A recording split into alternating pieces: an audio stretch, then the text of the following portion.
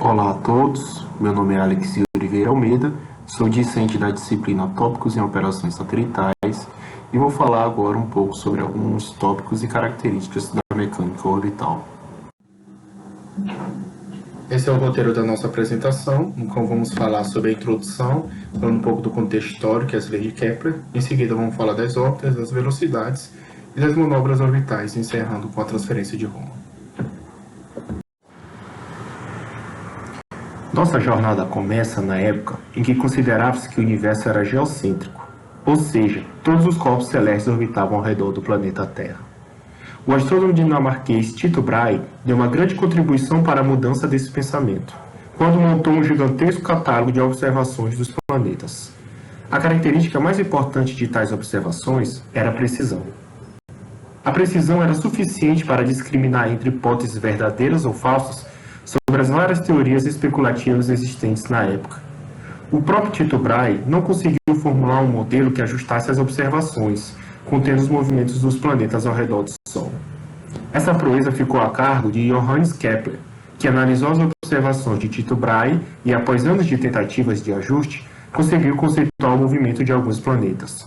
Seu tratado intitulado Astronomia Nova discute o movimento de Marte, bem como formula as famosas leis de Kepler. As três leis de Kepler. A primeira lei é conhecida como Lei das Órbitas Elípticas, no qual as órbitas dos planetas são elipses com o Sol ocupando um dos focos. De maneira geral, a órbita de um corpo num campo de força central é uma cônica, ou seja, pode ser uma elipse, uma hipérbole ou uma parábola. A segunda lei é a Lei das Áreas, no qual o raio vetor de cada planeta em relação ao Sol varre áreas iguais em intervalo de tempos iguais. Daí, surge a concepção de periélio e afélio, que é o ponto mais próximo e o ponto mais distante em relação ao Sol, respectivamente.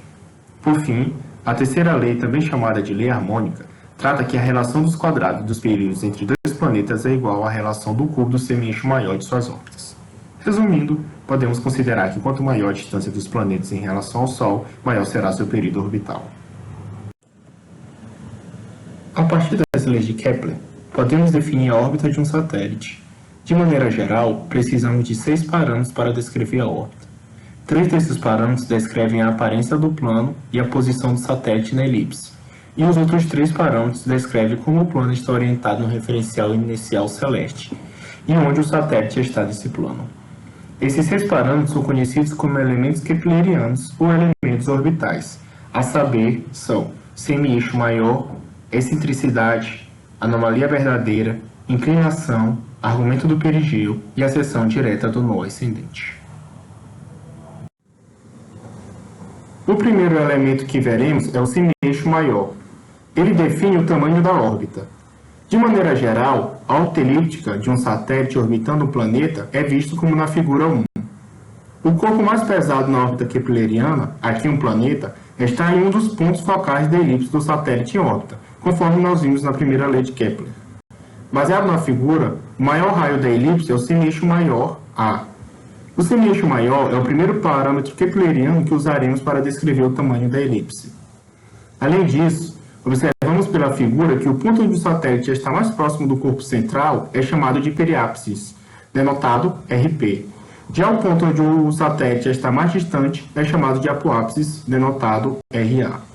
Percebe-se que o semi-eixo maior está no segmento de reta entre o periápsis e o apoápsis, e esta é a metade da distância entre eles, ou seja, A é igual a RP mais RA dividido por 2. Além de definirmos o tamanho da órbita, também é necessário definir a sua forma. Isso é obtido através do segundo elemento orbital, a excentricidade. A excentricidade pode ser definida a partir de RP e RA, e é bastante simples de calcular. Para uma órbita elíptica, é dada como E é igual a RA menos RP dividido por RA mais RP. Nota-se que não importa em que unidades os dois raios são dados, pois a excentricidade não tem unidade. Com isso, é possível definir o formato de uma órbita. Se a excentricidade for igual a 0, teremos uma órbita circular. Se a excentricidade for entre 0 e 1, teremos uma órbita elíptica. Elipses com diferentes excentricidades são mostradas na figura 2. Observando novamente a figura 1, percebemos que o raio R é dado do corpo central ao centro de um objeto.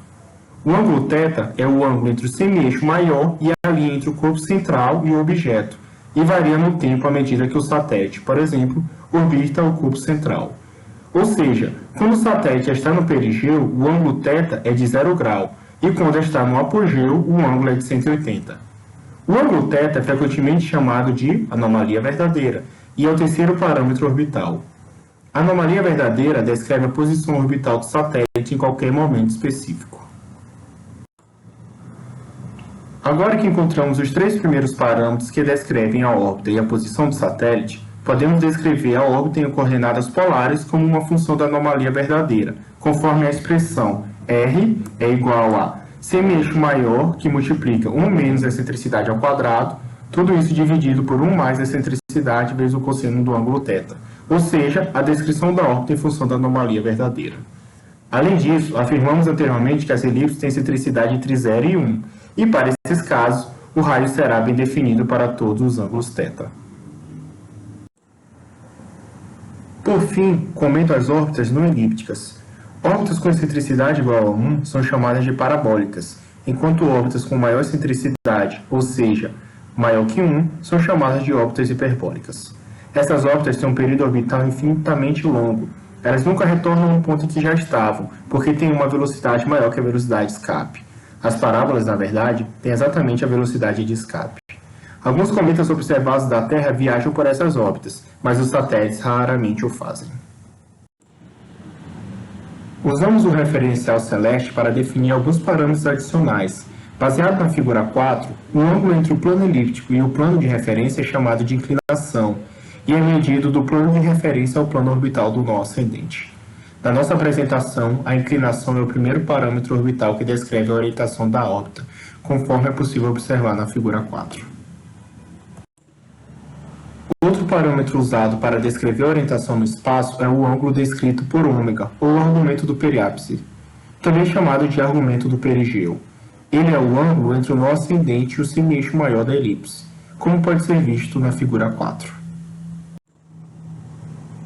Por fim, o último parâmetro orbital é a seção direta do nó ascendente, que é o ângulo entre a direção de referência e o nó ascendente na direção de viagem do satélite, a partir do nó ascendente, que pode ser visto na figura 4, no sentido anti-horário.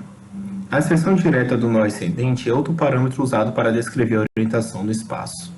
Com isso, encerramos a descrição das características das órbitas baseadas nos parâmetros geométricos. Uma vez que já comentamos sobre os elementos orbitais e os termos periápice e apoápice, é interessante calcular as velocidades no ponto mais próximo à distância de uma órbita. Considerando o satélite ao redor da Terra, o ponto mais próximo da órbita será chamado de perigeu e o mais distante de apogeu. Pela teoria orbital, cuja fonte está descrita na parte de baixo do slide, temos duas equações importantes.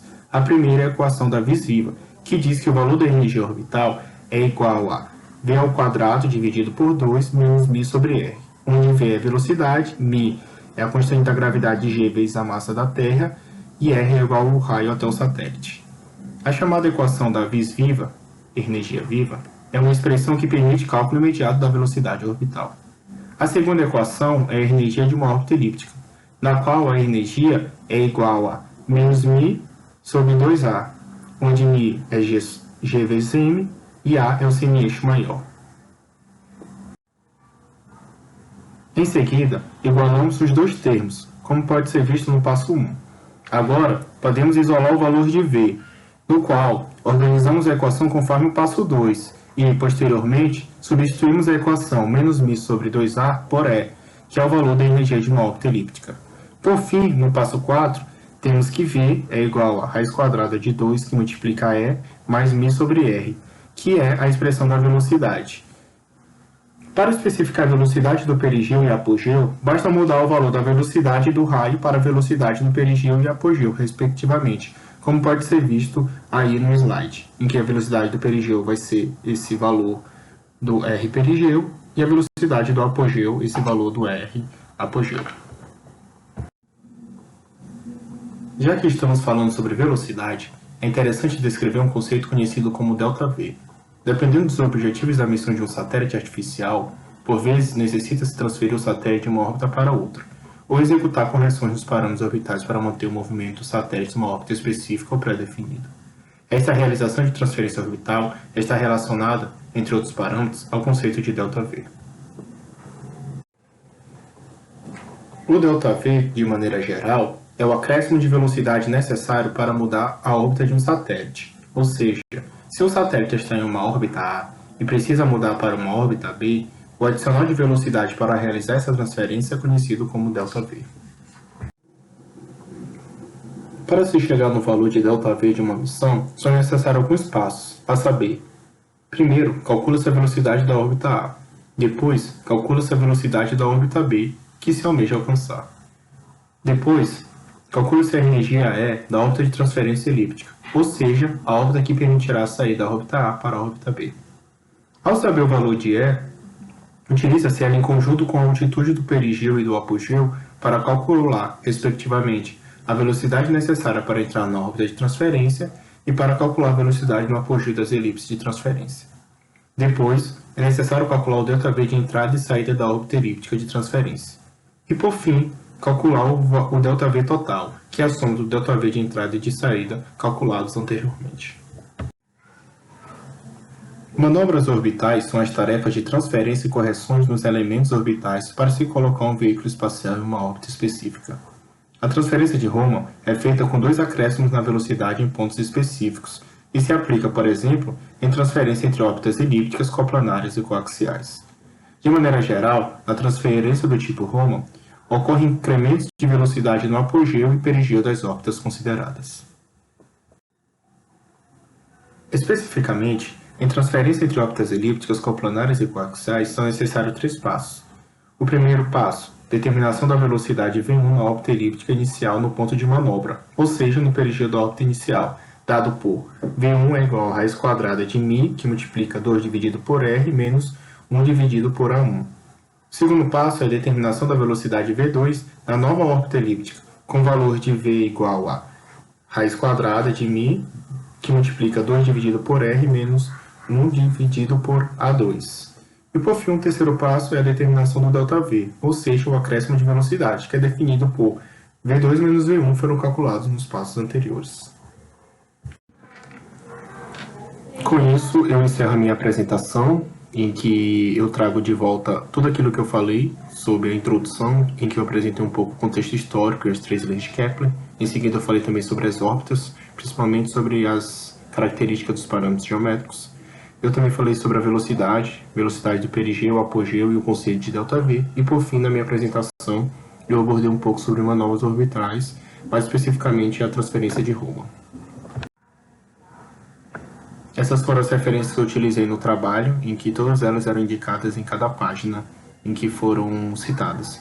E por fim, eu encerro a minha apresentação, agradeço a todos e obrigado.